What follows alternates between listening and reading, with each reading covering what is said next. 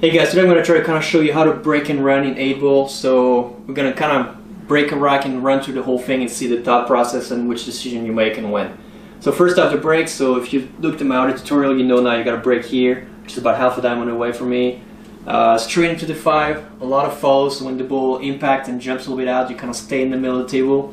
Looking at the second row ball, one ball might go here, 11 might go there, depending which side of the 5 you hit. The 9 also can go 4 rails back into the corner, and same for the 3. So those are basically the only ball you can control. The rest really is up to your cue ball control on the start. So let's see what we get here. Okay, so I hit a little bit on the left side. I got lucky, I didn't scratch. I made the solid, I made the one ball in the middle here. And well, I have options here. So I'm looking at the table. If you play 9-ball, if you play 8-ball the way you're supposed to play it, normal rules, you actually have a choice. Even after any ball you made, you can still pick stripes or solid. So the first ball just doesn't count. So in that case, all I gotta look is which series is easier, the stripes or the solids. So I'm looking at it. This see a problem right away, but the 2 and the 5 goes in the middle. So that little combo here is very easy. So that's a nice simple shot. The 13 goes, the 14 goes, the 15 goes, the 2 goes. The 10, I have to look at it. The 10 goes, not necessarily super easy, but it goes. And the 9 goes. So I think out of this thing, probably the easiest solution would be to go into the stripes. So I'm gonna go for the stripes, play to the 10, draw back a little bit here so I can get the 9 ball out of the way.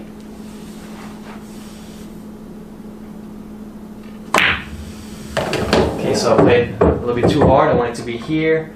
There's no bother really because I got so many balls, so I'm gonna keep looking here. So don't hesitate, when you made a little mistake, change your plan, especially at the start of the game. It's really not an issue in 8-ball. I'm gonna keep going here. So let's see, 15, 14, 13, so I can kind of go from there. What I'm gonna do is I'm gonna shoot the 13, go back right in the middle after. Just like that. So depending on my angle, I have the 14 or the 15. It's pretty good here. I got the 14, so I'm gonna shoot the 14, set me up for the 15, and from there, depending on the angle I got, I can either go from the 9 or from the 12. The 12 doesn't really matter. It's actually an easy ball before the 8-ball, so that would be probably my last ball of choice. It's kind of a joker ball. Alright, so let's do 14. So light in here is a little draw, not a big issue. And from there, I'm looking at my angle. So I could go right here, have the 9, which would leave me, decently hard shot. Or I could go for the 9 right now, which I don't really want to because the 15 is a little bit of an issue. I could go into the 15, goes up table, into the 10, into here. Then I could shoot from there to 12. Probably move this way a little bit back here, and if I can't do that, I still have the 11 to look for the 9-ball, which the 9-ball also goes in that corner. So again, a little change of plan here. I'm just gonna go up to the 15, up the rail, back there, leave myself a little bit for the 12. Okay, so again, not perfect. I got the angle I wanted.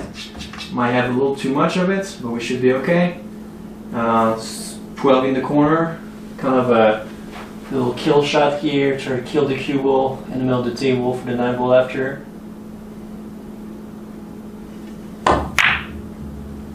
Just like that. So the only thing I didn't think about was to snooker myself to have a problem with cueing over the 8-ball.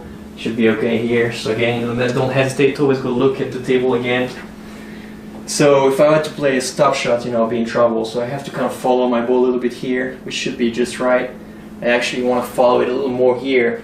So from there I could play the 11 and probably here to make the 8-ball in the top right corner for you. Now again, if this doesn't work, if I overrun position, because I played the right ball the way it is, I might also be able to play the 8-ball there. So I have kind of a double safety shot here.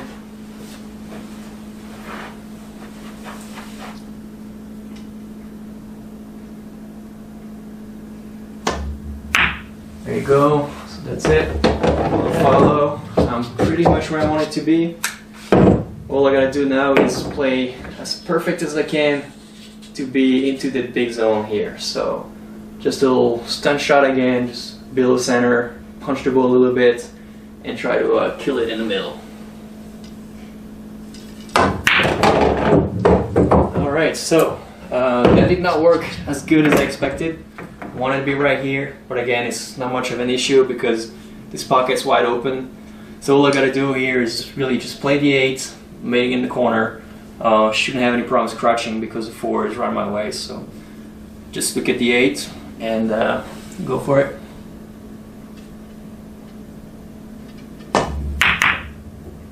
There you go.